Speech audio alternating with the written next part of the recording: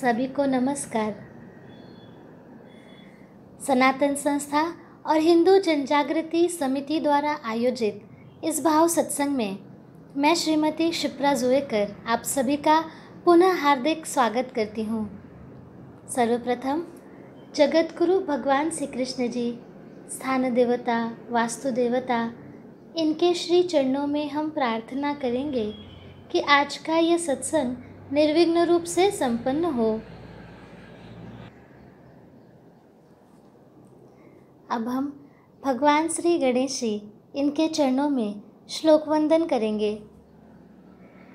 वक्रतुंड महाकाय सूर्यकोटि समप्रभ निर्विघ्नं कुरु मे देव सर्वकार्येषु सर्वदा।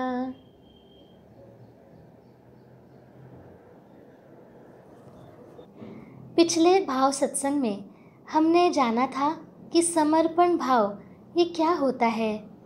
समर्पण का अर्थ है अपने मन का अर्पण कर देना।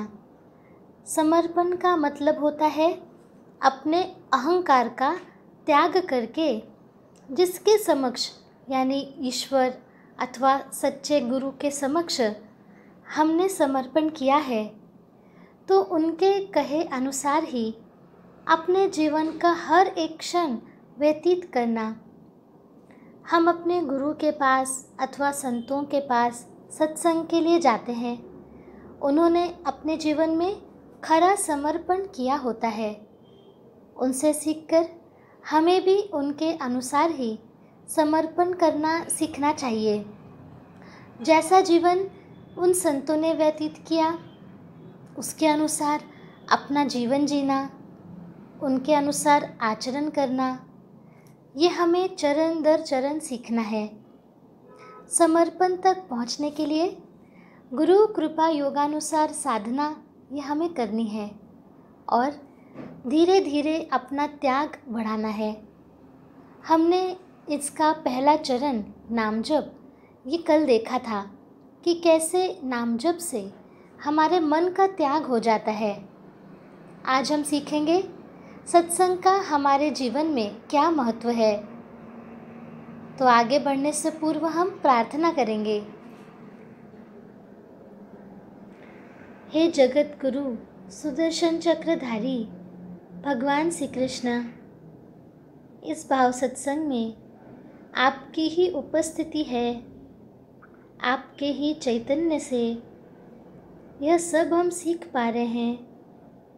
हे श्री कृष्ण, इस भाव सत्संग में जो आपका यह चैतन्यमय रूप है उसे हम अनुभव कर पाएँ। आपके चरणों के प्रति समर्पित कैसे होना है वो आप ही हमें सिखा रहे हैं। ये सीख हमारे अंतःकरण तक जाए। हे श्री कृष्णा, जो आप सिखा रहे हैं वह हमारी कृति में आ पाए और आपका सुरक्षा कवच हमारे चारों ओर बना रहे, यही आपके चरणों में प्रार्थना है।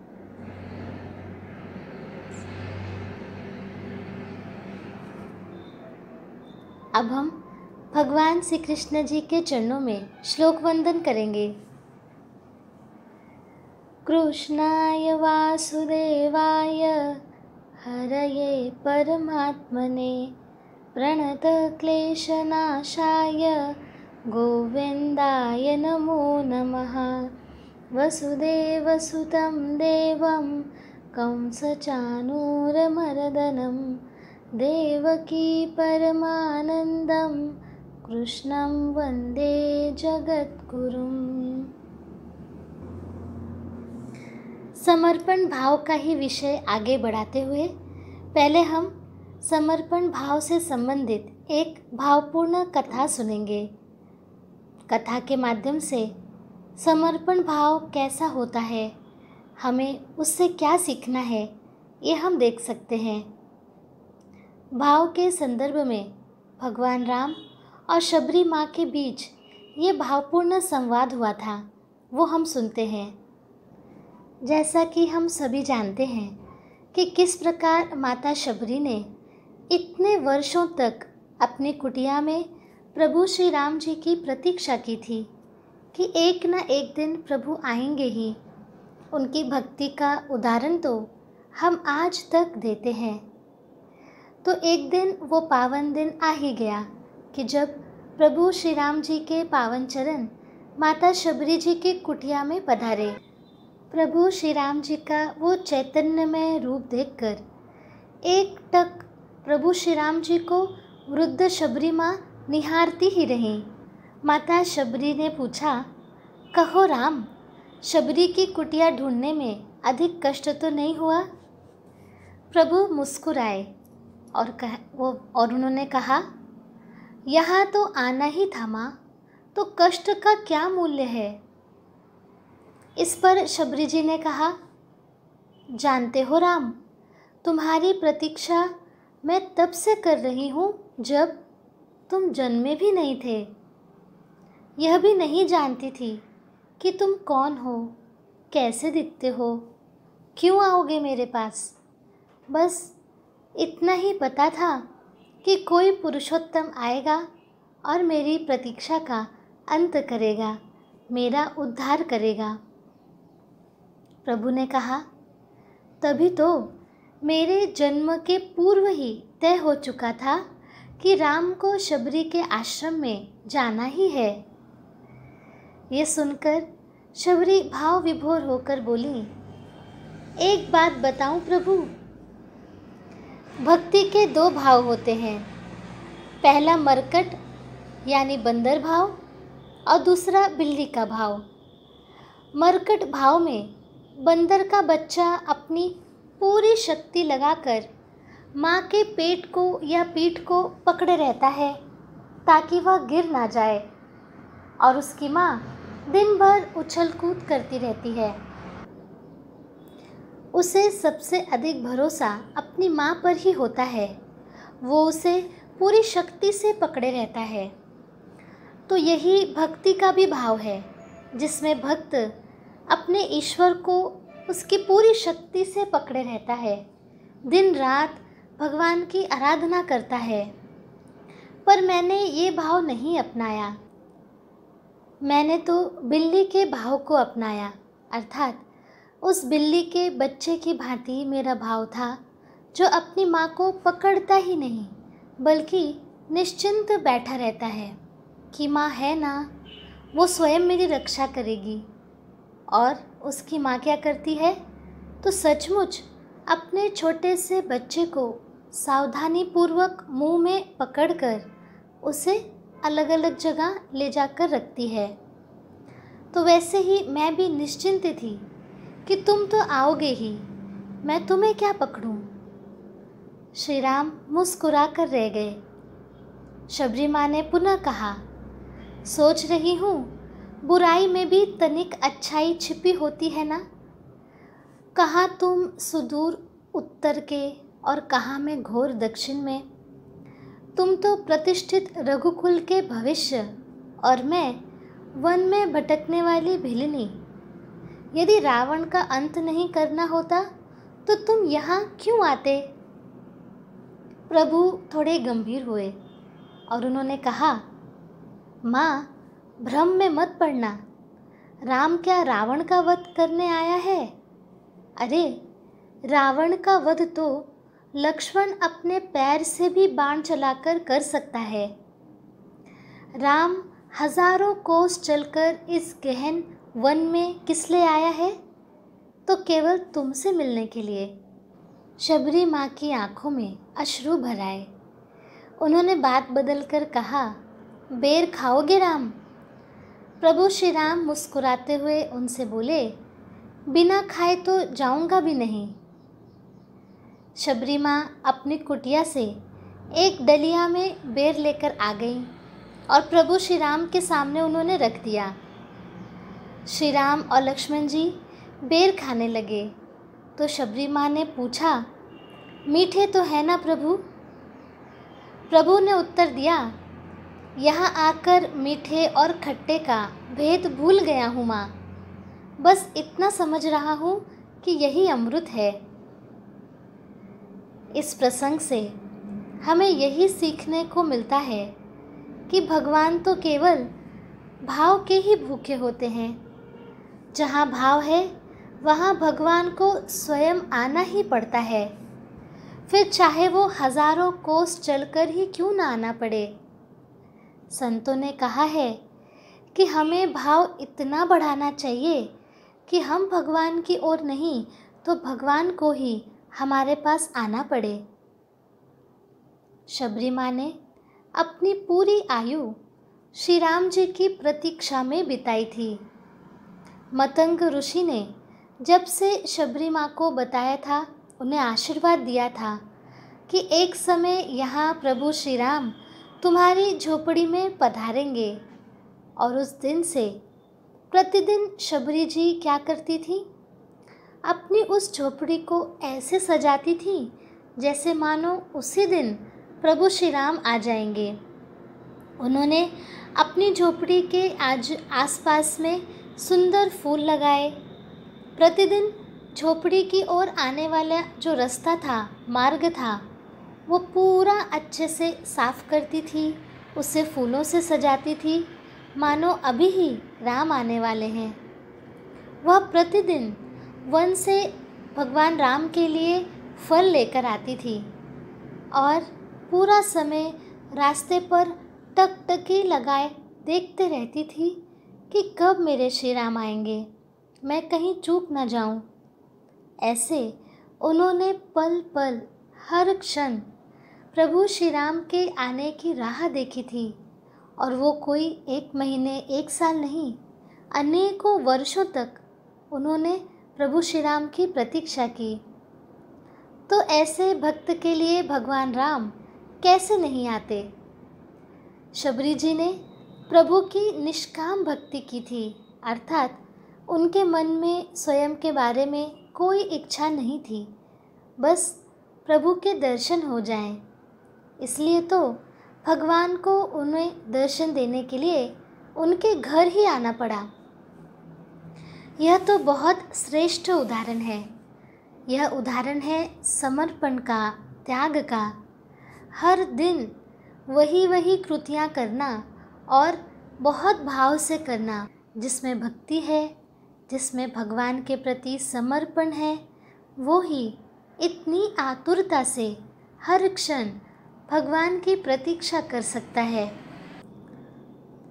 ये तो बहुत ही श्रेष्ठ उदाहरण है समर्पण का, त्याग का। इसलिए भगवान बोलते हैं कि मैं तो केवल तुमसे मिलने आया हूँ। शबरी की भक्ति देखकर उन्होंने जो त्याग किया, उनका जो समर्पण है, तो इस कारण भगवान उन पर प्रसन्न हो गए। इसे ही समर्पण कहते हैं। उन्होंने बताया कि कितने वर्षों से वे राह देख रही थी। उनकी तो पूरी आयु ही भगवान की प्रतीक्षा करने में उन्होंने समर्पित कर दी। और महत्वपूर्ण बात क्या है कि आज राम नहीं आए, कल नहीं आए, 1 हफ्ता हुआ, 1 महीना हुआ, परंतु उनके मन में दृढ़ विश्वास था, श्रद्धा थी कि एक ना एक दिन तो प्रभु श्री राम अवश्य आएंगे। और प्रतिदिन बिना थके अपनी झोपड़ी ऐसे सजाती थी जैसे मानो आज और अभी श्री राम आ जाएंगे। तो कितना भाव है, कितनी लगन है यहाँ प्रभु दर्शन करने की। प्रतिदिन प्रभु श्री राम के लिए फल लेकर आना, रास्ते पर टकटकी लगाए हुए प्रतीक्षा करना कि कभी भी राम आ सकते हैं। कितना अद्भुत समर्पण है, कितनी भक्ति है उनकी। समर्पण, ये शब्द कितना बड़ा है, इसको हम कभी समझ सकते हैं क्या कि समर्पण में क्या क्या समाया है। हमारे लिए समर्पण का बड़े संतों ने, देवताओं ने आदर्श रखा है कि इस मार्ग से हमें जाना है। जैसे कि हमने अभी शबरी माता का उदाहरण देखा, तो हमें उनसे सीखकर समर्पण बढ़ाने के लिए प्रयास करना है। उसी लिए सनातन संस्था के संस्थापक परात्पर गुरु डॉक्टर जयंत आठवले जी ने गुरु कृपा योग के अनुसार साधना के जो चरण बताए हैं उन चरणों के अनुसार हम प्रयास कर सकते हैं। वे चरण हैं नाम जप करना, सत्संग में जाना, सेवा करना, त्याग करना, प्रीति। ये गुरु कृपा योगानुसार साधना के चरणों में से 5 चरण हैं। हम लगन से चरण दर चरण आगे बढ़ते जाएंगे। हमें समर्पण भाव लाने के लिए प्रतिदिन कुछ ना कुछ तो कृति करनी चाहिए। जैसे कल हमने जाना था कि हम नाम जप भी यदि करते हैं तो कैसे हमारे मन का अर्पण हो जाता है। नाम जप कैसे हम बढ़ा सकते हैं, भावपूर्ण नाम जप हम कैसे करें, नाम जप के समय प्रार्थना कैसे करें, ये सब हमने कल के सत्संग में सीखा था। तो आज हम सीखेंगे कि नाम जप से आगे का जो स्तर है वो है सत्संग। सत्संग का अर्थ है सत का संग। हम सभी को सत्संग में अवश्य आना चाहिए। हमें आगे आगे जाना है तो इतना त्याग तो करना चाहिए कि हम थोड़ा समय सत्संग के लिए निकालें और वहाँ पर अवश्य जाएं। थोड़ी देर के लिए हमें भगवान के लिए समय अवश्य ही निकालना चाहिए। इतना तो त्याग करेंगे हम। समर्पण तो हमारे लिए बहुत आगे की बात है, बहुत बड़ा शब्द है ना वो, और उसका अर्थ भी बहुत गहन है। तो हमें वहाँ तक जाना है तो आज से हम थोड़ा थोड़ा समय समर्पित होने के लिए दे सकते हैं।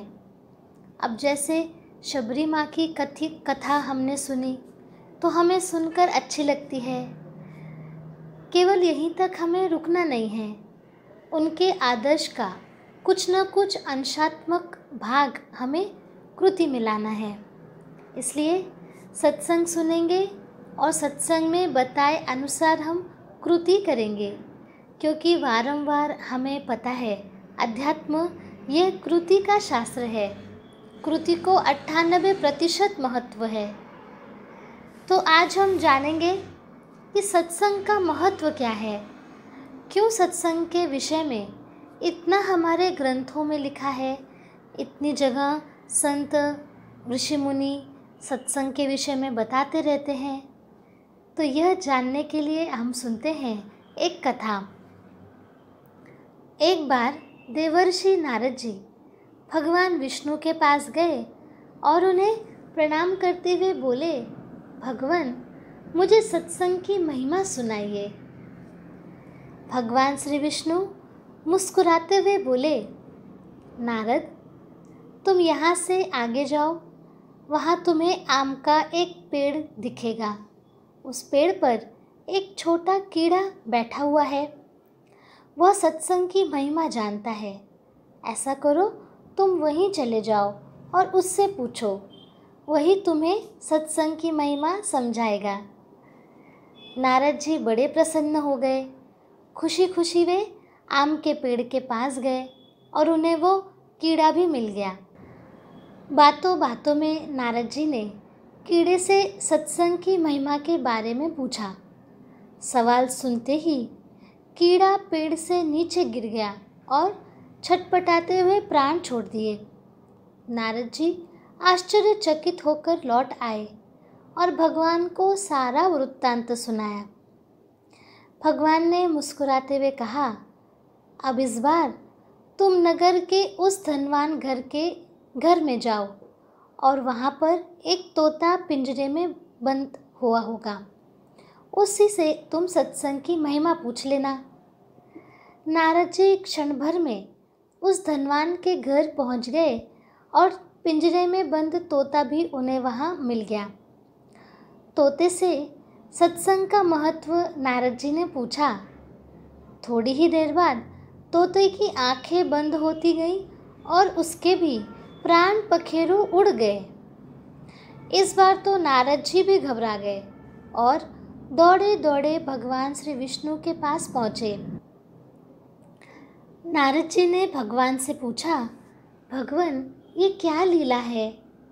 क्या सत्संग का नाम सुनकर मर जाना ही सत्संग का महत्व है, सत्संग की महिमा है। भगवान हंसते हुए बोले, ये बात तुमको शीघ्र ही समझ में आ जाएगी।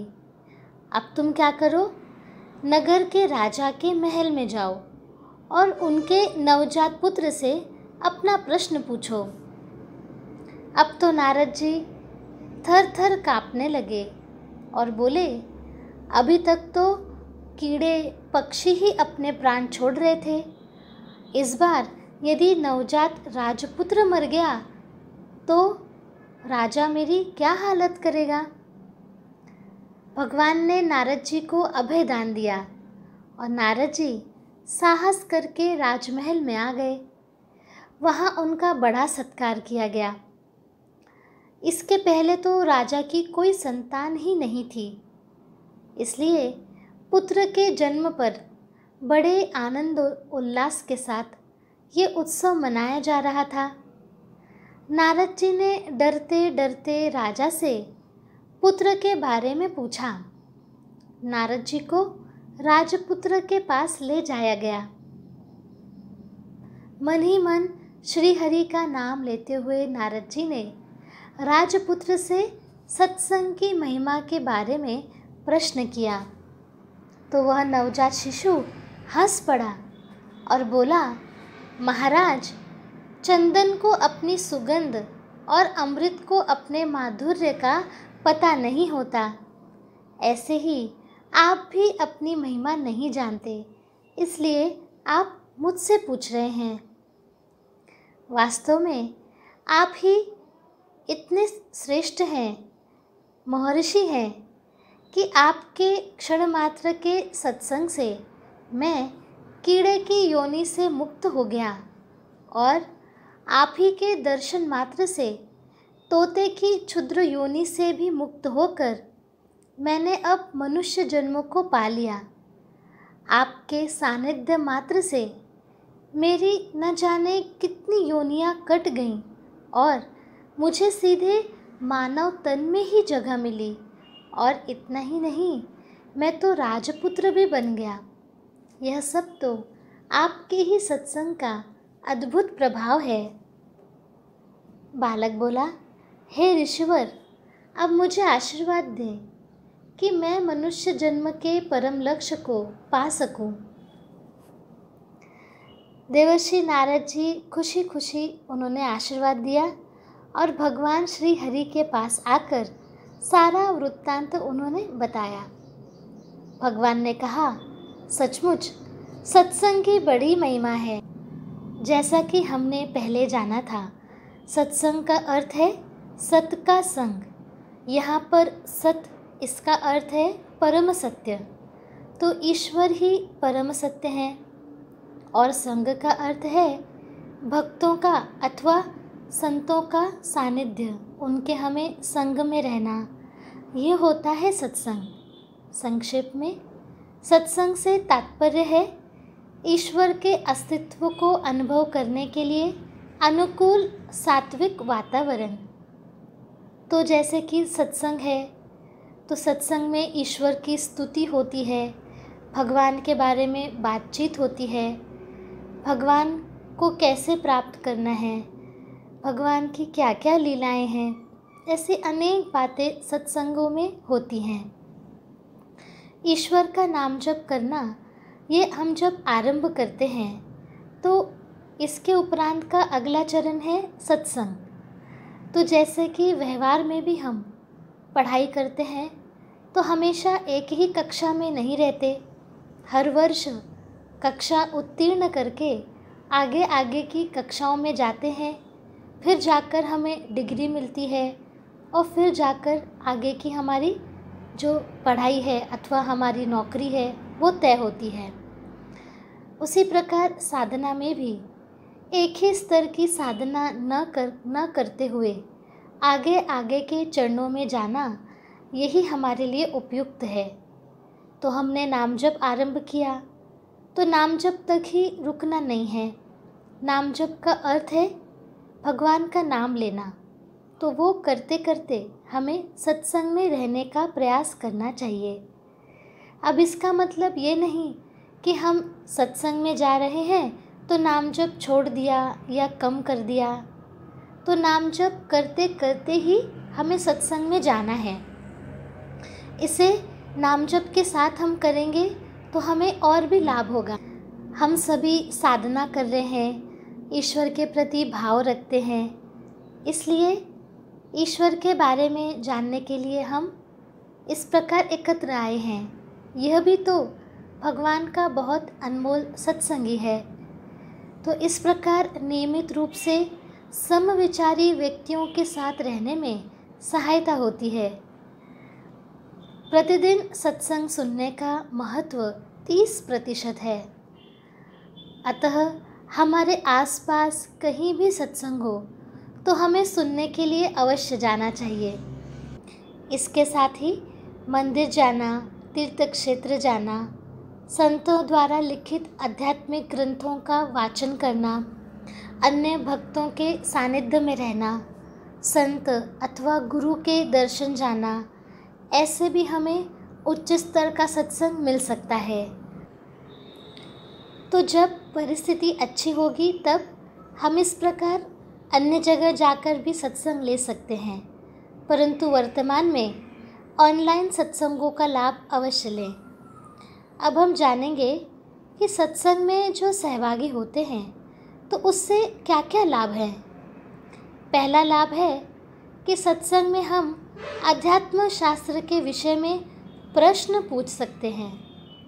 अब देखिए, हम लोग सत्संग में आ गए, हमें ज्ञान मिला, परंतु ज्ञान तो हमारे लिए नया ही है। हमें ये सब तो पहले कभी पढ़ाया नहीं गया। अधिकतर बातें हमें पता रहती है परंतु शास्त्र मालूम नहीं रहते, तो मन में शंकाएं उठना बहुत स्वाभाविक है। तो हमारी शंकाओं का जब तक समाधान नहीं होता तब तक हमारा मन शांत नहीं रहता। सत्संग में शंकाओं का समाधान मिलता है। साधना तथा उसके सिद्धांतों के विषय में कोई शंकाएं हो तो उसके निराकरण के बिना हम साधना में आगे नहीं जा पाते। इसलिए सत्संग में आकर अपने मन के प्रश्नों का उत्तर पाना ये बहुत महत्वपूर्ण है। सत्संग में ये संभव हो जाता है और साधना को गति मिलती है। सत्संग में आने का दूसरा लाभ है कि सत्संग में हम एक दूसरे को अपनी आध्यात्मिक अनुभूतियाँ बताते हैं। इसके पीछे भी शास्त्र होता है। अनुभूतियाँ बताने से हमें एक दूसरे की अनुभूति से प्रेरणा मिलती है, भगवान के प्रति श्रद्धा बढ़ती है और साधना के पथ पर हम दृढ़ रह पाते हैं। इसलिए हमें सत्संग में आना चाहिए। इसमें साधक अपनी साधना संबंधी अनुभव बांटते हैं और इसके माध्यम से हमें साधना और करने के लिए प्रोत्साहन मिलता है। अनुभूतियाँ बताते समय हम भाव रख सकते हैं। वो कैसे? तो हम अभी भगवान की कृपा से साधना कर रहे हैं, साधना के प्रयास कर रहे हैं, तो उसमें हमें भगवान विविध अनुभव देते हैं। इसी कृतज्ञता भाव से हमें ये अनुभव सत्संगों में अथवा अन्यों को बताना चाहिए। हमारा उद्देश्य होना चाहिए कि इन अनुभूतियों के माध्यम से अन्यों को भी उनकी साधना में सहायता हो, अन्यों को भी श्रद्धा बढ़े और अनुभूति बताने से मुझ में कृतज्ञता का भाव बढ़े। इस भाव से हम अपनी अनुभूतियाँ बता सकते हैं और सीखने की दृष्टि से अन्यों की अनुभूतियाँ सीखकर साधना में प्रेरित हो सकते हैं। तीसरा लाभ है कि जब हम अध्यात्म शास्त्र का अध्ययन करते हैं तब हमें नई नई बातें ज्ञात होती हैं, हमें ज्ञान मिलता है, ज्ञान से आनंद मिलता है। तो संभव है कि हमारे मन में कुछ प्रश्न उभर आए, जैसे कि साधना के सिद्धांतों को प्रत्यक्ष जीवन में उतारना कैसा है, साधना में जो बाधा आ रही है उसका निवारण मैं कैसे करूं, इत्यादि। क्योंकि हम तो सत्संग में जो सिद्धांत सुनते हैं, तो मान लीजिए उसका पालन करने में हमें अड़चन आ गई, तो हमारी इस शंका का उचित समय पर समाधान होना अत्यंत महत्वपूर्ण है, जिससे साधना में अड़चन न आए। प्रश्न अनुत्तरित रहे तो प्रयास थम जाते हैं। इतना ही नहीं, कुछ साधकों के बारे में ये भी ध्यान में आया है कि उनके मन में शंकाएं निर्माण हुई और उन्होंने योग्य मार्गदर्शन नहीं लिया, तो उनकी साधना की रेल पटरी से ही उतर जाती है। सत्संग में आने वाले साधकों को सुखद आश्चर्य भी होता है। वो कब?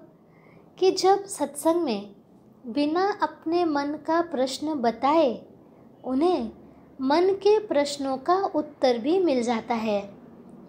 ये भी एक प्रकार की अनुभूति है।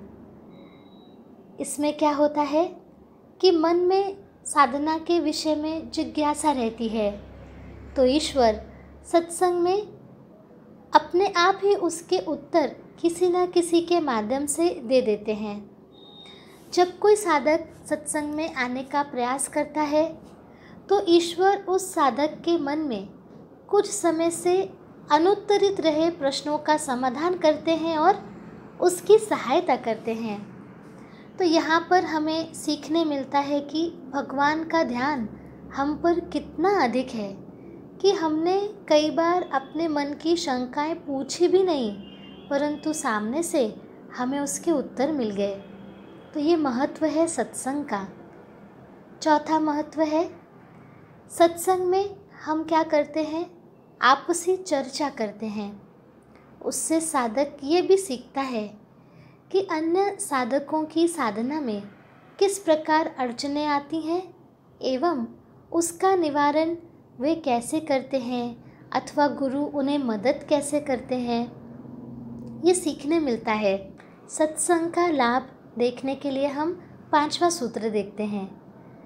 आपने कभी कैंप फायर देखा होगा, अर्थात आग लगाकर चारों ओर गोल बनाकर बैठना, उसे अलाव भी कहते हैं।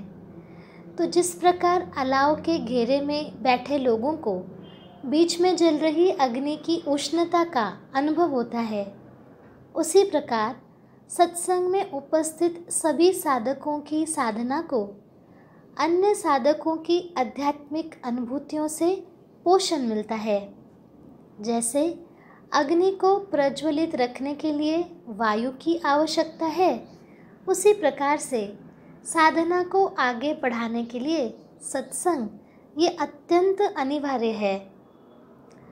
6वां लाभ है, समाज के अन्य व्यक्तियों की तुलना में सत्संग में आने वालों की सत्व गुण की मात्रा अधिक होती है, क्योंकि उनके मन में भगवान के विचार होते हैं, भगवान के बारे में जानने की इच्छा होती है, उनके मन में ईश्वर के प्रति भाव होता है।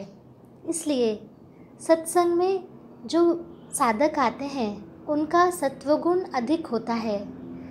उनके सामूहिक सत्वगुण से सात्विक वातावरण निर्माण हो जाता है, जिससे सत्संग में आने वाले सभी को बढ़े हुए सत्वगुण की सहायता से उनकी साधना में लाभ होता है।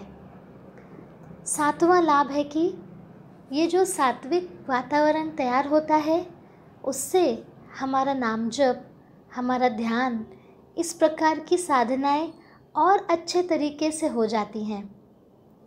कई सारे साधकों ने ये अनुभव किया है कि कई दिनों से उनका बंद पड़ा हुआ नाम जप भी सत्संग में आने के बाद अपने आप ही शुरू हो जाता है। तो उसका कारण ही है कि सत्संग में सात्विकता अत्यधिक बढ़ी हुई रहती है। 8वां लाभ है कि सात्विक व्यक्तियों के सानिध्य में कुछ कल्याणकारी अच्छी शक्तियाँ भी होती हैं, उनसे भी साधकों को लाभ होता है।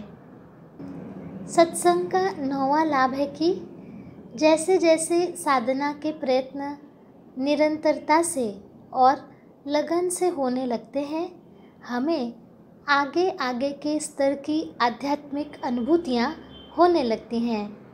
सत्संग में साधक ये अनुभूतियाँ बताते हैं। इससे केवल हमें अनुभूतियाँ सुननी हैं ऐसा नहीं होता, तो अनुभूतियों का भावार्थ यानी उसमें जो गूढ़ अर्थ छुपा हुआ है, भगवान अनुभूति दे रहे हैं तो क्यों, उसका कारण क्या है और उससे हमें क्या सीखना है, ये भी हमें ज्ञात होने लगता है। आध्यात्मिक अनुभूति साधक के लिए ईश्वर से मिली भेंट है और जो उसे साधना में आगे बढ़ने की प्रेरणा देती है। अपनी आध्यात्मिक अनुभूतियों पर चिंतन करने से अथवा दूसरों के अनुभव सुनने से साधना के प्रति हमारी श्रद्धा दृढ़ हो जाती है। 10वां लाभ है, सत्संग में रहने से अन्यों के प्रति अपनापन लगने लगता है। सांसारिक संबंधों से भिन्न भक्तों के संबंध का केंद्र बिंदु है आध्यात्मिक प्रगति करना। इसलिए इस संबंध में अपेक्षाओं का भाग अल्प होता है और एक दूसरे की सहायता करना, एक दूसरे से सीखना, इस पर अधिक ध्यान रहता है। सत्संग में जो भी भक्त आते हैं, साधक आते हैं, तो उनमें व्यवहार का नाता नहीं होता। वे तो आपस में एक दूसरे के प्रति वास्तविक प्रेम अर्थात प्रीति भी रखना सीखते हैं, क्योंकि उनका लक्ष्य होता है भगवान की कृपा पाना। सत्संग में सकारात्मक संबंधों के पोषण और विकास ये होता है। सत्संग इस प्रकार का एक व्यासपीठ ही बन जाता है। कुछ काल के उपरांत हम अपेक्षा विरहित प्रेम का अनुभव करते हैं, जिसे प्रीति कहते हैं, और इससे आगे की अवस्था में हम संपूर्ण मानवता के लिए निरपेक्ष प्रेम का अनुभव करने लगते हैं। ये सब सत्संग के पोषक आध्यात्मिक वातावरण के कारण ही संभव होता है। सनातन संस्था द्वारा प्रतिदिन ऑनलाइन सत्संगों की श्रृंखला प्रसारित करने का उद्देश्य यही है कि समाज में जो जिज्ञासु हैं उन्हें सहज ही सत्संग उपलब्ध हो सके। इन सत्संगों के विषय में आप अपने संबंधियों और मित्रों को अवश्य बताइए, जिनसे वे भी इन सत्संगों का लाभ ले सकें। वर्तमान का आपातकाल में सभी को साधना बढ़ाना बहुत आवश्यक है। हम आजकल की वर्तमान परिस्थिति में देख ही रहे हैं कि कितना कठिन समय होता जा रहा है। इसके लिए नियमित सत्संग मिलने से हमारी साधना को गति प्राप्त होती है और धीरे धीरे साधना बढ़ने पर हमारे मन पर भगवान का महत्व, ईश्वर की कृपा का महत्व अंकित होता है और अंत में हमारा समर्पण भी बढ़ने लगता है। इस प्रकार हमने सत्संगों के अनेक लाभ ये जानकर लिए। तो जिस सत्संग में उपस्थित रहने से हमें इतने लाभ हैं, हमारे इतने कष्ट दूर होंगे, इतना सीखने को मिलेगा, भगवान के पास हम जाएंगे, उनकी कृपा अनुभव करेंगे, सात्विक वातावरण में रह पाएंगे, तो उस सत्संग के प्रति हम कृतज्ञता भी व्यक्त करेंगे कि आज के इस वर्तमान काल में भी भगवान हमें उनके सानिध्य में रख रहे हैं। ये उनकी कृपा ही है। आज के सत्संग में हम समर्पण भाव के अंतर्गत सत्संग का महत्व समझकर हमने लिया। अब कल के सत्संग में समर्पण भाव बढ़ाने के और क्या क्या माध्यम हैं वो भी हम जान कर लेंगे। आज के लिए इतना ही। हम सभी भगवान श्री कृष्ण, वास्तु देवता, स्थान देवता के चरणों में कृतज्ञता व्यक्त करेंगे। हे प्रभु, आपकी ही कृपा से आज का यह सत्संग संभव हो पाया। आपने ही हमें समर्पण भाव कैसे निर्माण हो, उसमें गुरु कृपा योगानुसार साधना का सत्संग ये चरण समझाया। हम आपके चरणों में कोटि कोटि कृतज्ञ हैं।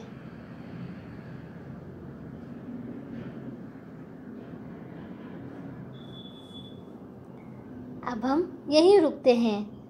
मिलते हैं कल के भाव सत्संग में। सभी को नमस्कार।